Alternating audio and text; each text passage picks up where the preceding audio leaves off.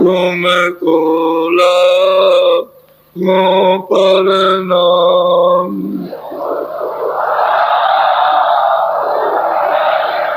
सतगुरु सतनाम तुमको लगो प्रणाम।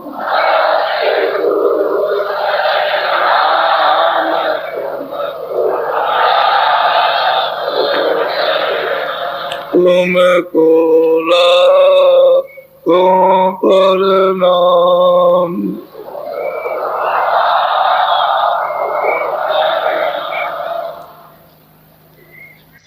बच्चे और बच्चियों,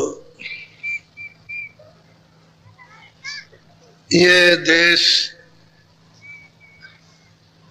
ये स्थान आपका नहीं है। आप परदेश में आकर पराये सामानों में और पराये नियम में यहाँ उलझ गए और फंस गए। उसके नियम का भी पालन नहीं होता और पराई वस्तुएं भी तुम्हारी नहीं है, और तुम उसके लिए रोते चिल्लाते हो, तुम्हारी कोई फरियाद भी नहीं सुनता।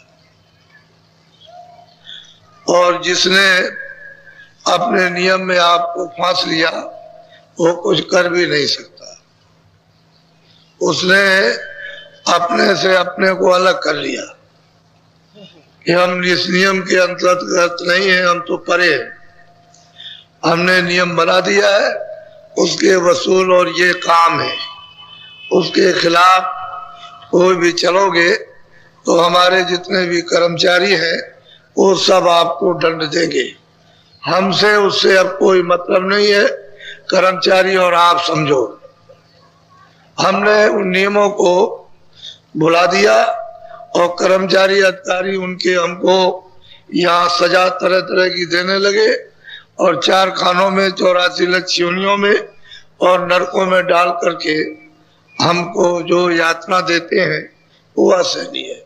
इसलिए सामान भी आपका नहीं है और नियम भी आपका नहीं है। दूसरे का सामान, दूसरे का नियम। यदि आपको दिया था सामान तो आप उस नियम के अनुकूल उस सामान को काम में लेते और छोड़ देते। तो आपने उस सामान को अपना और वो नियम को तोड़ा। सामान भी आपका नहीं और नियम की सजा, जब उसका उल्लंघन किया तो सजा। इसलिए ये वास्तव में परदेश है। परदेश है, अपना देश नहीं है, और यहाँ कभी भी चैन अमन आपको नहीं मिल सकता। इसलिए कहते हैं कि भजो गुरु का नाम। जो गुरु ने नाम दिया है चढ़ने का, चलने का, जो भेद बताया है उसका नाम और रूप और स्थान कि ये चढ़ने की जुक्ति है घाट से, यहाँ से चढ़ चलो तो भजो गुरु का नाम। वो दिया हुआ नाम भजो, जो अंतर घाट पर उस नाम को अपनी जीवात्मा चेतन से भजो। उससे मतलब ये है कि उससे जगो और जा करके नाम को पकड़ो। वही नाम तुमको ले जा करके सब कुछ कर देगा, योग पद को भी और ब्रह्म पद को भी, पार ब्रह्म पद को भी। वही नाम तुमको ले जाकर घर में पहुंचा देगा। तो दिया हुआ गुरु का नाम तुम नहीं भजोगे। 1 दिन किया, 1 घंटे किया, 10 दिन छोड़ दिया, 10 दिन किया तो 4 महीने छोड़ दिया। अरे तुमको दिया गया है कि हर रोज करो, किसी दिन नागा मत करो। और कितना करो, 1 घंटे का समय बचाओ।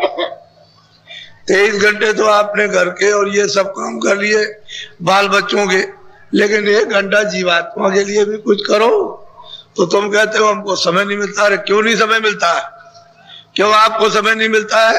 तो मतलब ये है कि समय हर वक्त मिलता है। तुमको 24 घंटे में समय मिलता, टट्टी पेशाब तो जाते हो। जब तुम टट्टी पेशाब एकांत में जाओ तो उसी जगह पर तुम बैठो और घुटनों पर अपने हाथ रखो, आंख बंद करो, कान बंद करो और टट्टी भी करो, भजन भी कर लो। कोई छुआछूत नहीं है किसी तरह की। और तुम कहते हो कि हमको समय नहीं मिलता। कैसे नहीं समय मिलता है? तुम हर जगह कर सकते हो, कोई जगह खाली नहीं, सब जगह पर और सब वक्त कर सकते हो। 24 घंटे में जब आपको समय मिले, कहते हैं हमको समय नहीं मिलता। हम आपको ये छुट्टी देते हैं कि आपको कोई छुआछूत नहीं लगेगी। स्त्रियों को 12 महीने और पुरुषों को, अब आप कहोगे हमको समय नहीं, कैसे नहीं समय, ठिठी से जाओगे। तो आपको तो ये जानना चाहिए, चलो भाई हम ये भी काम कर लेंगे, हमको नहीं फुर्सत मिली तो चलो ये भी काम कर लेंगे और भजन भी कर लेंगे। कैसे नहीं, एक क्षण भी अगर तुम्हारा इधर चला गया उधर नहीं लगा तो बेकार गया, सब समय बेकार खोए देते हो। और ये आपका यहाँ कुछ नहीं। इसलिए वो कहते हैं कि गुरु ने जो वेद, जो नाम युक्ति दी, जो भजन करने का उन्होंने रास्ता बताया, तो कहते हैं दरवाजे पर रोज बैठकर ऐसे खटखटाओ, इस तरह से कानों से, आंख से देखो। जब तुम उसको खटखटाओगे दरवाजे पर, तब दरवाजे पर तब तो बोलेगा। और दरवाजे पर तो तुमने कभी खटकाया नहीं। मकान के अंदर जो मालिक रहता है वो कैसे बोलेगा? इस मकान को छोड़ करके उस मकान से चिल्ला रहे हो, अरे हरे कृष्ण नहीं बोलेगा, क्योंकि उस मकान में तो रहता नहीं है, वो तो इस मकान में रहता है। तुम इधर चिल्ला रहे हो तमाम, लेकिन कई जब यहाँ दरवाजे पर बैठ के ना पीटो तुम, मतलब यह कि अपनी आंखों को और कान को देखो आवाज देता कि नहीं देता, दिखाई देता कि नहीं। तो दरवाजे पे तो कभी बैठते नहीं हो, दरवाजा छोड़ करके बस भाग रहे हो, इधर जाएंगे वो इधर जाएगा, क्या मिलेगा आपको? तुम बहुत गए हरिद्वार, बहुत गए रामेश्वरम, क्या पाया? लौट के तो चले आए। तुमने तो ये ख्याल किया कि हमको मुक्ति मिल जाएगी या हमको स्वर्ग मिल जाएगा, ऐसे नहीं मिलता बच्चा, ये तो खाली कल्पना है। वो तो काम करने से स्वर्ग मिलेगा, पुण्य तो आपने कुछ किया नहीं। तो जब पुण्य नहीं किया तो स्वर्ग कैसे मिलेगा?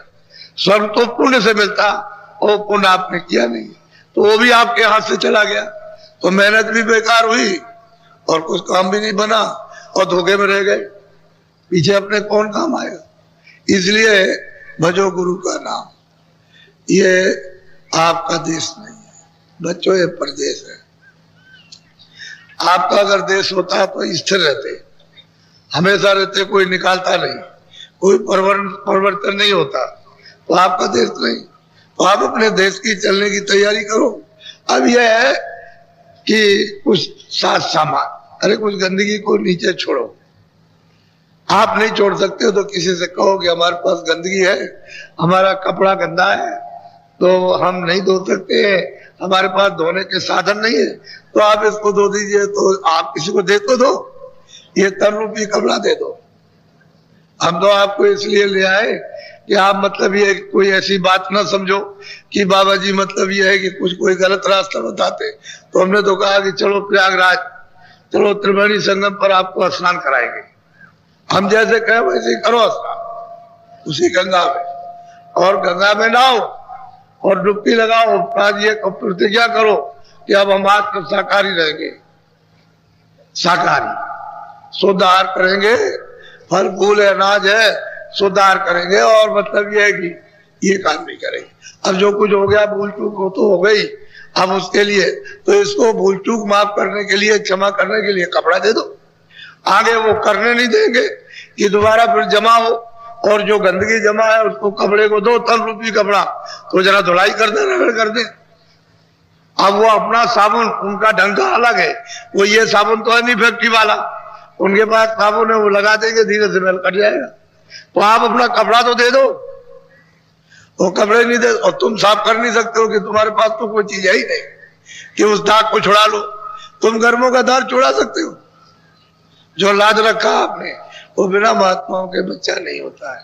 तो इसलिए तुमको ले आएंगे, चलो भाई कम से कम इसी बहाने से तुम कम से कम आगे कोई ऐसा तुम बोझा तो अपने ऊपर नहीं लागो जो काला दाग लग जाए। जो लगा है उसी की सफाई करो। वो कितना पीड़ित करेगा आपको, छोड़ेगा, वो कितने युग बर्बाद कर देगा।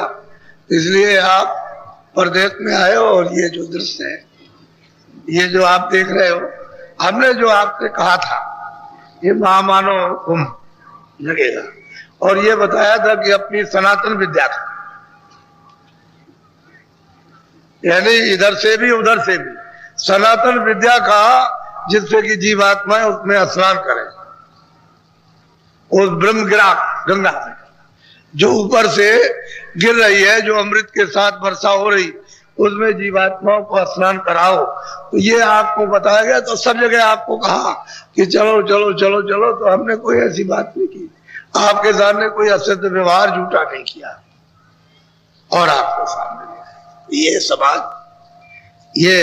समाज है, ये सत्यता की खोज है, ये मानव है, ये गुणों का भंडार है। इसमें आप अवगुण भर लिए और गुणों का विसर्जन कर दिया।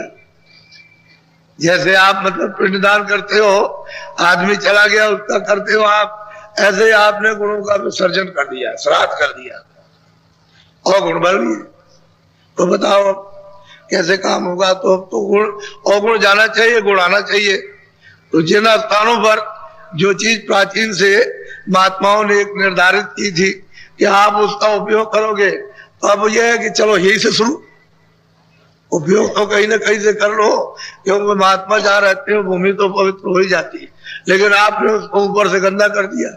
तो असल चीज ये है कि तो ये दृश्य है, ये अनोखा दृश्य है। आपने 100 वर्षों में ऐसा देखा नहीं, ना इस तरह का सही सच्ची बात न सुना भी नहीं, देखा भी नहीं, और रास्ता भी आपको नहीं मिला। ये भी तो अब आपको आज बताऊंगा कि भाई ये आदि ये रचना कैसे हुई है। वैसे तो हम आपको जब मालिक की मौज होती है तो ऐसे ही सुनाते रहते हैं, तो आप मतलब ये है कि उसको ये समझते होगे चलो भाई बाबा जी क्या। अब जो लोग जान गए वो तो उनकी तो बात छोड़िए, वो तो बहुत कुछ है, पढ़ाने पर, कराने पर, बैठाने पर, समझाने पर अब उनकी कुछ समझ में आ गया। लेकिन जो नए लोग होते वो बेचारे कुछ शंका कर बैठे, तो हम कोई ऐसी बात नहीं करते कभी भी। हम तो प्रमाण युक्त बात कह देते कि भाई पिछले महात्मा प्राप्त करते चले आए और आगे भी प्राप्त करते जाएंगे। ये सिलसिला महापुरुषों के आने का 700 वर्ष के अंदर जो महापुरुषों ने, यदि उस मालिक ने उनको भेजा जीव कल्याण के लिए कि जाओ जाकर के जीवात्माओं को मृत्युलोक में जगाओ और जगा करके उनको सहारा दो, हिम्मत बढ़ाओ, धीरज बढ़ाओ, फिर यह है कि जो कुछ उन्होंने किया उसको माफ करो और ले आओ हमारे पास में। तो 700 वर्ष के अंदर ये महापुरुषों का आना हुआ, बराबर अभी जारी रहेगा, कोई रुकने उकने का मामला नहीं है। वो तो आएंगे और अपना काम करेंगे जीवों के साथ में।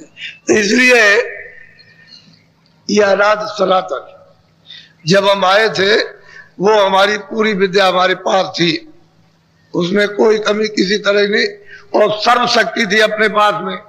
वो तो शक्ति बाद में छीण की गई है, तब अगर शक्ति छीण की जाती है तो इस जीवात्मा को कोई काबू में नहीं कर सकता था।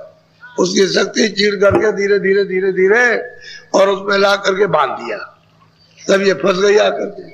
अब अगर कहीं निकल जाए महापुरुषों की मदद से, दया से, उनकी कृपा हो जाए और निकल जाए, तो इसको कौन वशीभूत कर सकता? ये तो जिसकी है उसी के पास जाएगी, यहाँ तो किसी की है नहीं। ये तो ईश्वर की भी है नहीं है, ये जीवात्मा सूरत न ये ब्रह्म की है, न वो मतलब पार ब्रह्म की है, न उस स्वर्ग में ब्रह्मा विष्णु महादेव की न स्वर्ग की है, न यहाँ किसी राजा की है। ये तो जीवात्मा बस बंधी है तब तक है, और जैसे ही ये खुली तो सिवाय अपने घर के दूसरा कुछ नहीं, यहाँ वो है ही नहीं। तो जरा सब विवरण पूरा आप बड़े ध्यान से सुनिए ताकि आपको ये जानकारी हो जाए। बोलो। वेद वचन तिर गुण विषय, तीन लोक की नीत, चौथे पद के हाल को यह क्या जाने मीत। कहते कि वेद वचन ये 3 लोक की नीति है।